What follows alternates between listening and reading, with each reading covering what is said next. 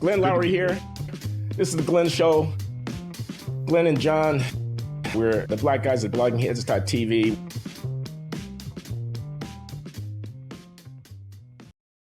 I just want to pick up or underscore two things that come out of the last comment for me that you made. One is class. What was the education of the parents? How chaotic is the home? What's going on in the community? This is pedagogically relevant. This is something to which I should think an instructor of youngsters would want to adapt his or her pedagogical framework to accommodate what the child is bringing into the classroom with him or her.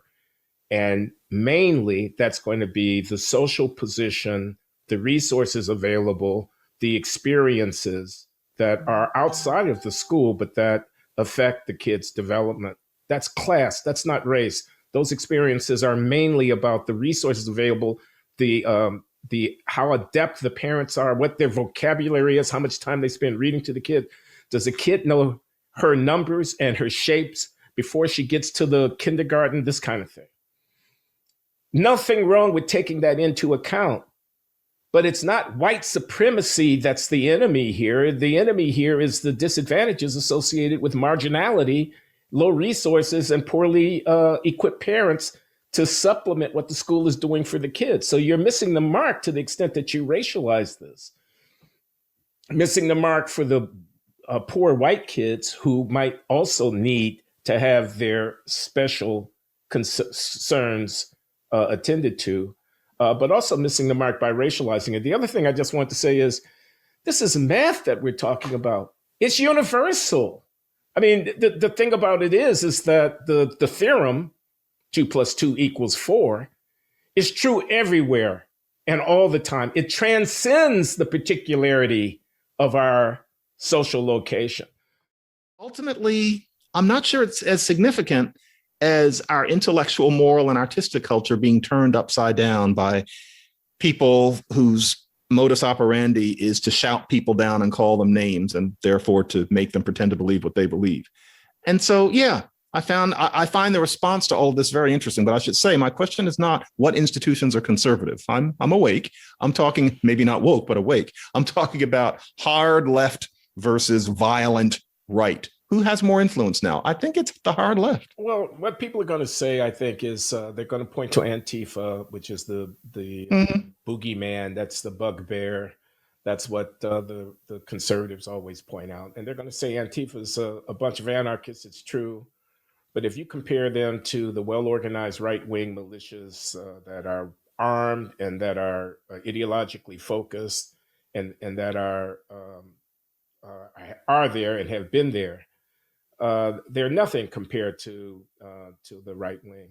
I don't know what the FBI files would show, but I wouldn't be at all surprised that security agencies spend much more time of necessity keeping track of and following right wing, potentially violent, neo-Nazi, white supremacist, racist,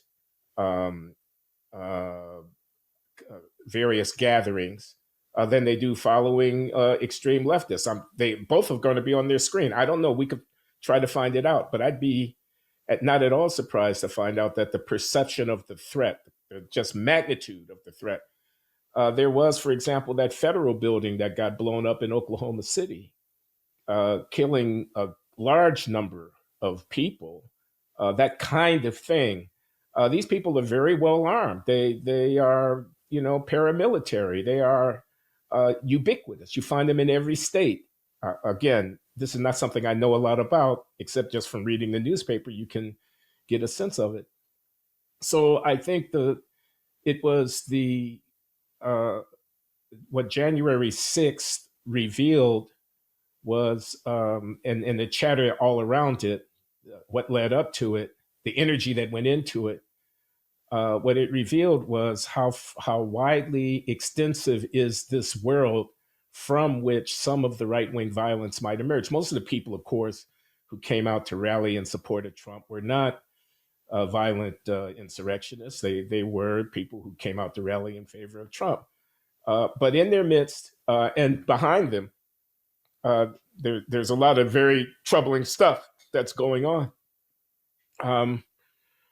But yeah, I mean, I agree with you that the influence of the woke crowd, we just got through giving an example. They want to teach our kids anti-racist mathematics.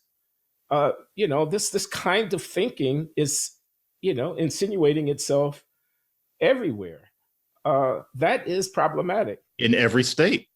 But like I say, I don't have to choose. I don't have to, I'm going to pay attention to one threat and not the other threat. I think we can manage to comprehend both at the same time.